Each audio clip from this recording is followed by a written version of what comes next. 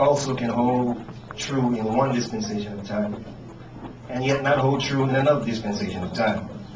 Case in point, 26% of black men are now graduating from college. That's true in the year 2009. That was not true in 1980. So truth, as we taught, we should speak regardless of the circumstances. And sometimes what we experience is that persecution follows revelation. And in revelation is truth. So whenever there's truth, of course, there's going to be some degree of confusion around that truth, because those who conspire to keep those who are oppressed from the truth that would set them free, then that level of confusion always surrounds the truth. Now, the Honorable Minister Louis Farrakhan mentions in his book, The Torchlight for America, truth is the basis of the will to sacrifice, which means that when there's truth, there's the desire to sacrifice. The more the truth is compromised, the less the desire to sacrifice. And if desire feeds the will, then we would not be willing to make the sacrifices because we're not being true. And that's one of the generational gap you'll find right now between the young people and those of us who are over 40 years old. It is because we're not speaking truth regardless of the circumstances. Thank you. Thank you. My name is Profu. When a child is born into one of our families, we do a special ceremony. First, to welcome the child into this world that we are living in now.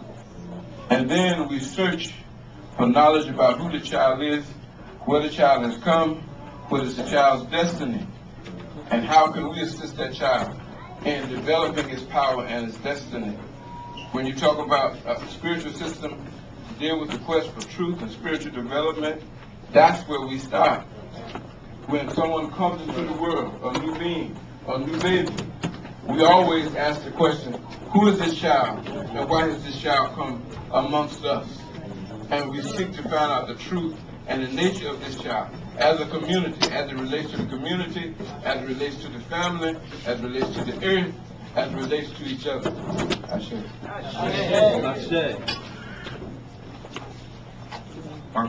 Amen. My son, Ajinaku. To continue the point about how does the spiritual system deal with the quest for truth and spiritual development.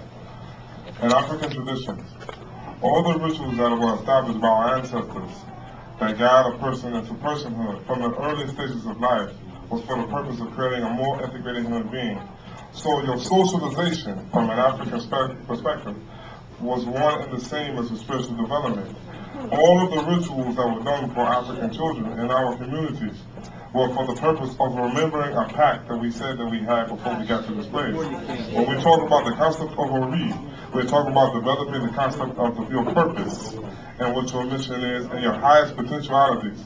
So everything that is established and every ritual, every science, every discipline that our child is put into is for the purpose of putting them closer to that higher self, which is that higher purpose. And so again, from birth, we establish rituals and rites to establish a methodology for the person to carry throughout their life to reach their highest potential. All right.